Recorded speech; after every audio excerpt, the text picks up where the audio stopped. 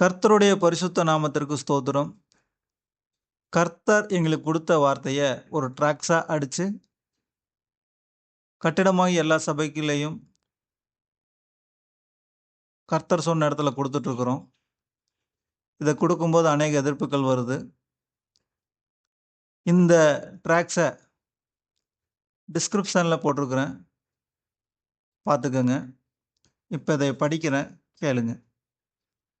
யுத்தம் கர்த்தருடையது, நீதிக்காக எழும்புங்கள், எழுப்புதல் அக்கினி ஊற்றப்படும். இப்போ நீதினா என்ன? பிதாவின் கட்டளையை விசுவசித்து நிறைவேற்றுவதே நீதி. அப்போ இயேசு கிறிஸ்து வந்து நமக்கு கிருபையும் சத்தியத்தையும் கொடுத்துருக்காரு. இதை நிறைவேற்றுறது தான் நீதி. கிருபை என்னன்னு பார்த்தீங்கன்னா, இயேசு கிறிஸ்துவின் இரத்தத்தால் நாம் மீட்கப்பட்டிருக்கிறது தான் கிருபை, ரட்சிப்பு. அடுத்தது என்னென்னா, மாம்சத்திற்குரிய கட்டளைக்கு எதிர்த்து போராடுறது. ஆதி அப்போஸ்தலர்கள் பண்ணினது இதே தான். நமக்கும் மாம்சத்திற்குரிய எந்த கட்டளை வந்தாலும் எதிர்த்து போராடணும். இதுதான் நீதி. இதுதான் நீதியின் வஸ்திரம். அப்போதான் உங்களுக்கு எழுப்புதல் அக்னி ஊற்றப்படும். நியாயப்பிரமாணத்தில் உள்ள தசமபாகம் காணிக்கையை கொடுத்தாலும் வாங்கினாலும் சாபம் வரும். ஏன் இங்கே சாபம்னு போட்டிருக்கிறாரு? நீங்கள் கலாத்தியர் எடுத்து படிச்சீங்கன்னா பவுல் தெளிவு எழுதியிருக்கிறாரு. நியாயப்பிரமாணம் யாருக்கு கொடுக்கப்பட்டது? இயேசு கிறிஸ்துவே சொல்லியிருக்கிறாரு, மோசேயின் மூலமாக கொடுக்கப்பட்டது நியாயப்பிரமாணம். அது இஸ்ரவேல் ஜனங்களுக்கு கொடுக்கப்பட்டது. அதையே இயேசு கிறிஸ்து சிலுவை மரணத்தினால் நிறைவேற்றி முடிச்சுட்டு நமக்கு ஆபிரகாமுக்கு உண்டான ஆசீர்வாதம் விசுவாசத்தினால் நமக்கு வரும்படி கிருபையும் சத்தியத்தையும் நம்ம கொடுத்துட்டு போயிருக்கிறார். அப்போ நியாயப்பிரமாணத்தை நிறைவேற்றி முடிச்சிட்டார். இப்போ நம்ம போக வேண்டியது கிருபையும் சத்தியத்தில். ஆனால் இப்போ இருக்கிற கள்ள ஊழியர்கள், கள்ள போதகர்கள் என்ன பண்ணுறாங்க? பொருளாசை என்னும் விக்கிரக ஆராதனை பண்ணிட்டு இருக்கிறாங்க. அதுக்கு உங்களையும் பழக்கிறாங்க. அதனால தான் தசம்பாகம் கொடுத்தாலும் வாங்கினாலும் சாபம் வருங்கிறேன். அடுத்தது பார்த்தீங்கன்னா, சத்தியத்தையும் அறிவீர்கள், சத்தியம் உங்களை விடுதலையாக்கும். சத்தியம் என்னது? சத்தியத்துக்காக இயேசு கிறிஸ்து போராடுறார். அந்த நியாயப்பிரமாண கட்டளைக்கு வேண்டி நிறைவேற்றுவதற்கு வந்து சிலுவை மரணத்தை ஏற்றுக்கிட்டார். ஏற்றுக்கிட்டு நமக்கு சத்தியத்தையும் கிருபையும் கொடுத்துட்டு போயிருக்கார். அப்போ இந்த சத்தியம் என்னன்னு தெரிஞ்சுக்கிட்டீங்கன்னா தான் அந்த மாம்சத்துக்குரிய கட்டளையிலேருந்து நீங்கள் வந்து விடுதலையாக முடியும். அடுத்தது, நியாயப்பிரமாணத்தை ஆனாலும் தீர்க்க தரிசனங்களை ஆனாலும் அழிக்கிறதற்கு வந்தேன் என்று எண்ணிக்கொள்ளாதேயுங்கள். அழிக்கிறதற்கல்ல, நிறைவேற்றுவதற்கே வந்தேன். அப்போ அவர் வந்து நிறைவேற்றி முடிச்சிட்டார்.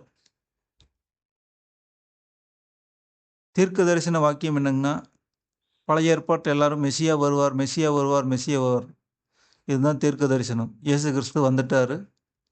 நியாயப்பிரமாணம் இஸ்ரவேலுக்கு கொடுத்த மாம்சத்துக்குரிய கட்டளைகள் இதை நிறைவேற்றி முடிச்சுட்டு அவர் பரம கானானுக்கு போயிருக்கிறார். அடுத்தது, நியாயப்பிரமாணமும் தீர்க்க தரிசன வாக்கியங்களும் யோவான் வரைக்கும் வழங்கி வந்தது. அப்போ யோவான் ஸ்நானகன் வரைக்கும் தான் நியாயப்பிரமாணம் வழங்கி வந்தது. அது முதல் தேவனுடைய ராஜ்யம் சுவிசேஷமாக அறிவிக்கப்பட்டது. யோவானுக்கு அப்புறம் பார்த்தீங்கன்னா, இயேசு கிறிஸ்து ஊழியத்தில் ஸ்டார்ட் பண்ணும்போது, பரிசுத்த ஆவியானவர் வரும்போது, ஜலத்தில் மூழ்கி எந்திரிக்கும் போது நியாயப்பிரமாணத்தை நிறைவேற்றி மாம்சத்துக்குரிய கட்டளையை நிறைவேற்றி ஆவிக்குரிய எழுந்திருக்கிறார். ஆவிக்குரிய ஓட்டத்தை ஓடுறார். சிலுவை மரணத்தினால அந்த மாம்ச கட்டளையை ஜெயிக்கிறாரு. பிதாவின் சித்தத்தை கீழ்ப்படிஞ்சு பிசாசின் தலையை நசுக்கிறார். ஆவியினால் நடத்தப்படுவீர்கள், ஆனால் நீங்கள் நியாயப்பிரமாணத்திற்கு கீழ்ப்பட்டவர்கள் அல்ல. இப்போ அநேகர் ஆவிக்குரிய சபை, ஆவிக்குரியவங்கன்னா நீங்கள் மாம்சத்துக்குரிய கட்டளை எதுக்கும் கீழ்ப்படியக்கூடாது. கீழ்ப்பட்டவர்கள் அல்லந்து எழுதுறார் பவுலே. ஏன்னா ஆவியில் நடத்தப்படும் போது மாம்சத்துக்குரிய கட்டளை எதுவுமே நமக்குள்ள வராது. மாம்சத்துக்குரிய கட்டளை இஸ்ரவேல் ஜனங்களுக்கு. மறுபடியும் இதை தான் சொல்கிறேன். மாம்சத்துக்குரிய கட்டளை, அதாவது ஆலயம், கட்டிடமாகிய ஆலயம், தசமபாகம், காணிக்கை, ஆசாரியன்,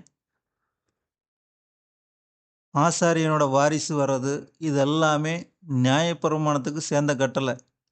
நீங்கள் லேவியராகம் படித்து பார்த்தீங்கன்னா ஃபுல்லாக தெளிவாக எழுதியிருப்பார். இது யார் வரைக்கும் பார்த்தா யோவான் ஸ்நானன் வரைக்கும் சொல்லிட்டார். அதுக்கப்புறம் நம்ம ஆவிக்குரியவங்க. சரி, அடுத்தது நியாயப்பிரமாணத்தை கை கொள்ள வேண்டும் என்று சொல்லி இப்படிப்பட்ட வார்த்தைகளால் உங்களை கலக்கி உங்கள் ஆத்துமாக்களை புரட்டினார்கள் என்று பரிசுத்தாவியானவர் பதிவிடுகிறார் அப்போஸ்தலர் நடவடிக்கையில். ஆதி காலகட்ட சபையிலையும் இதுதான் போராட்டம். என்ன போராட்டம்? விருத்த சேதனம். புறஜாதிய விருத்த சேதனம் பண்ணணும்னாங்க. ஆனால் பவுல் சொல்கிறாரு, இருதயத்தில் விருத்த சேதனம் பண்ணால் போதும்.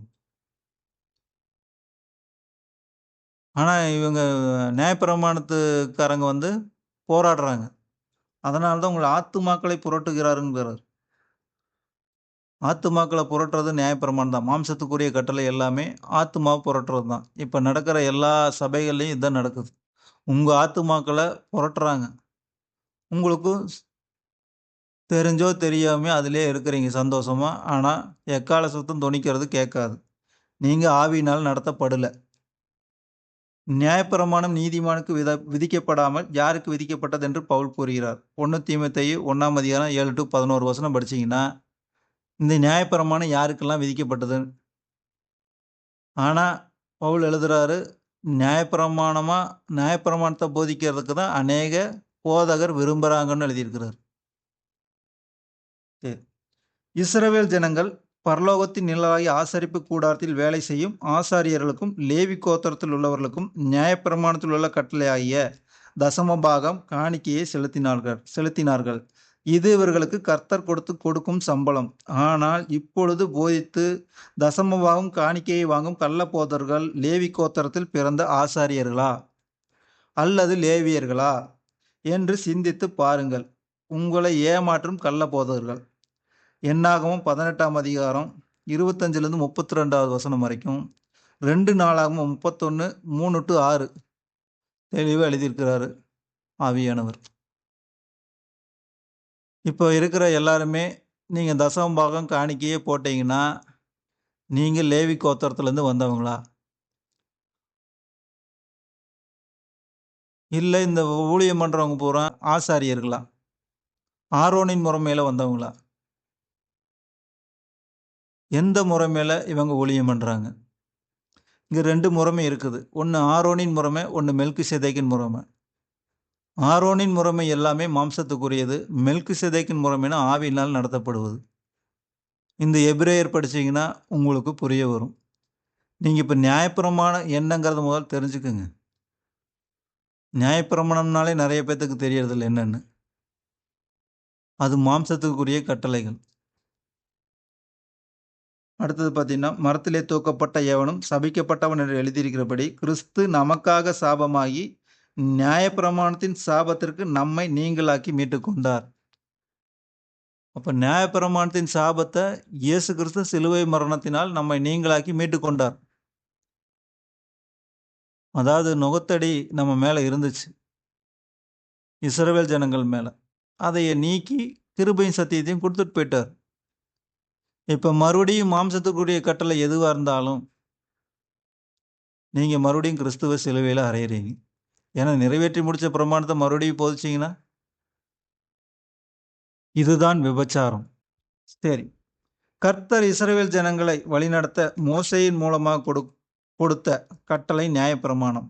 இதில் 600க்கும் மேற்பட்ட கட்டளை அடங்கும். இந்த நியாயப்பிரமாணத்தில் உள்ள சாபத்தை கிறிஸ்து சிலுவை மரணத்தால் நிறைவேற்றி நமக்கு கிருபையும் சத்தியத்தையும் கொடுத்தார். ஆனால் கள்ளப்போதகர்கள் நிறைவேற்றின நியாயப்பிரமாணத்தில் உள்ள தசமபாகம் காணிக்கையை வாங்கி ஏழை விதவைகளின் வீட்டை பட்சித்து போடுகிறார்கள். இவர்களுக்கு அவியாத அக்னியே என்று பேதுரு கூறுகிறார். உறுதியில்லாத ஆத்துமாக்களை தந்திரமாய் பிடித்து பொருளாசைகளில் பழக்கின இருதயத்துடைய சாபத்தின் பிள்ளைகள். 2 பேதுரு 2 1-22 வரைக்கும் போட்டிருக்கிறார். அதாவது பிழையோமின் உபதேசம், பொருளாசை என்னும் விக்கிரக ஆராதனை. ஆவிக்குரியவர் ஆவிக்குரியவர்னு சொல்லி மொத்த பணத்தையும் சுருட்டுறவங்க. ஆவியானவர் இறங்கிட்டாரு இறங்கிட்டார் இறங்கி எங்க இறங்குவார்? அவர் வந்தா பாவத்தை குறித்தும் நீதியை குறித்தும் நியாய தீர்ப்பை குறித்தும் உலகத்தை கண்டித்து உணர்த்துவார். அப்போ ஏழை விதவைகளின் வீட்டை பட்சித்து போடுகிறார்கள். ஏன் ஏழை விதவைகளின் வீட்டை பட்சித்து போடணும்? நீங்க உங்க பைபிள் எடுத்து படிங்க. நியாயப்பிரமாணம்னா என்ன, கிருபை சத்தியம்னா என்னன்னு முதல் படிச்சு பார்த்தா தான் தெரியும். சரி, ஓகே. நான் தேவனுடைய கிருபையை விருதாவாக்குகிறதில்லை. நீதியானது நியாயப்பிரமாணத்தினாலே வருமானால் கிறிஸ்து மரித்தது வீணாக இருக்குமேங்கிறார். அதாவது ஃபுல் கலாத்தியர் எழுதின புஸ்தகத்தில் பூராமே பார்த்தீங்கன்னா உங்களுக்கு நியாயப்பிரமாணம் எதுக்கு வந்துச்சு, எப்படி வந்துச்சு, இதில் ஒருத்தனும் நீதிமானாக முடியாது. இயேசு கிறிஸ்துவே சொல்கிறார், நியாயப்பிரமாணத்தை போதிச்சிங்கன்னா விபச்சாரங்கிறார். அப்போ மறுபடியும் இந்த காலகட்ட சபை அதை தான் போதிக்குது. இதைத்தான் நம்ம யூடியூப்பில் ஐஸ்வர்யவான் லாசருன்னு சொல்லி போட்டிருக்கிறோம். தயவு செஞ்சு பொறுமையாக கேளுங்க, பொறுமையாக பாருங்கள். உங்கள் வேத வசனத்தை எடுத்து பாருங்கள். நீங்கள் யாருக்கிட்டையும் கேட்க வேண்டியதில்லை. பரிசுத்த ஆவியானவரே உங்களுக்கு சொல்லிக் கொடுப்பார். கேள்வியினால் விசுவாசம் வருந்த சொல்கிறார். கேள்வி கேளுங்க. என்னங்காண்டவரே இப்படி போட்டிருக்காங்களே, என்ன விஷயம்? ஆவியானவரே எனக்கு சொல்லிக் கொடுங்க கேளுங்க.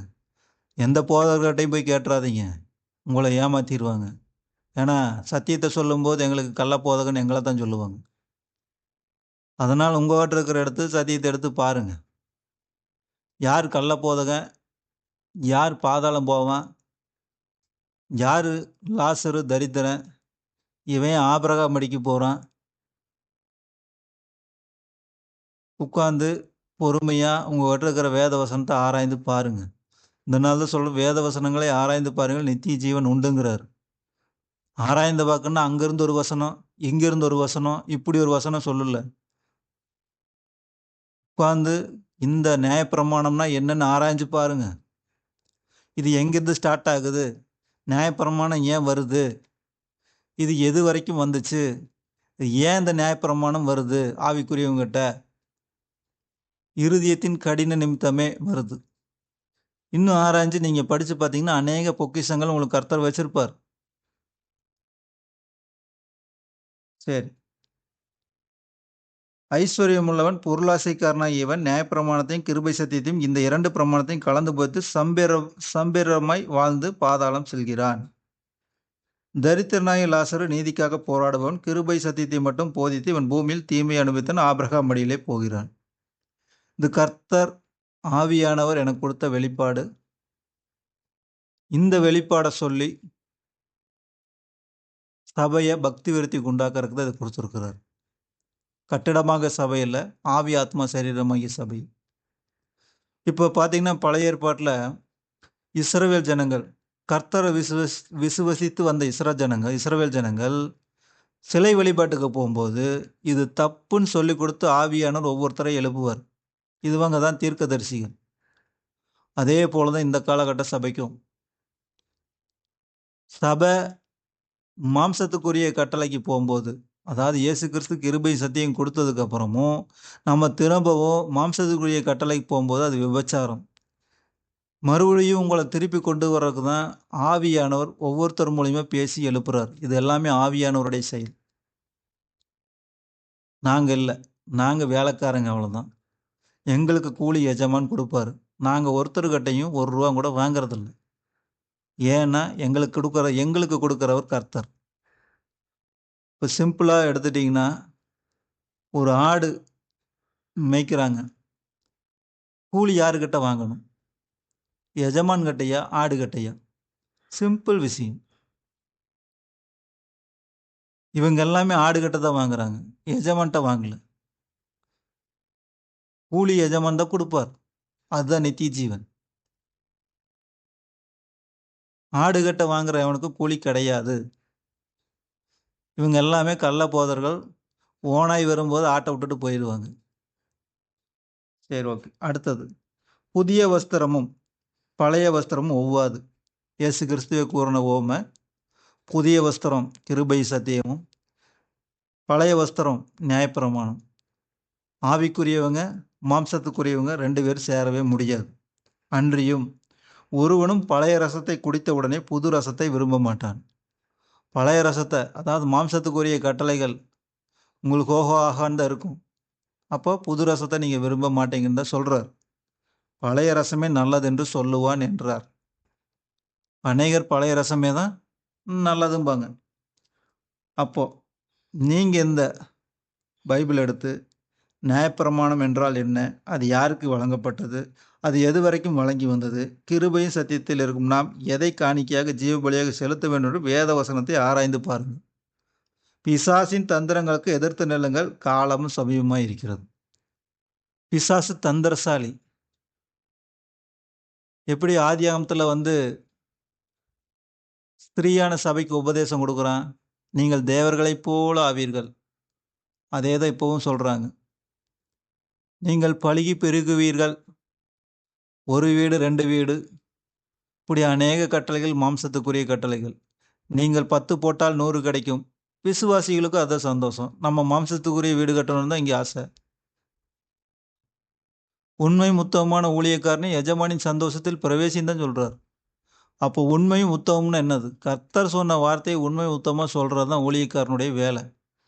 எனக்கு ஒப்புவிச்சதை நான் உங்களுக்கு சொல்லிட்டேன். நீங்கள் கேட்டு மனம் திரும்பி வந்தீங்கன்னா உங்களுக்கு ரகசிய வருகையில் எக்கால சத்தம் தொனிக்கிற சத்தம் கேட்கும்.